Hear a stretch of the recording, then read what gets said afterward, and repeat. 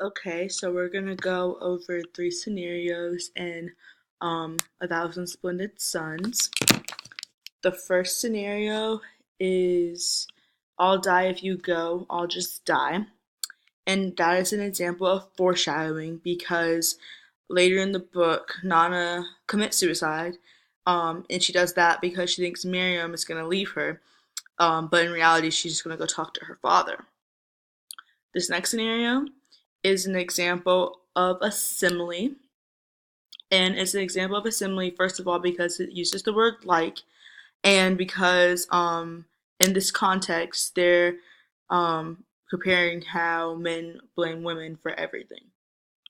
This last scenario is going to be an example of irony, and it's an example of irony because Miriam feels protected and valued, but in the reality, towards the end, Rashid is going to be abusive. So those are three literary devices and three scenarios.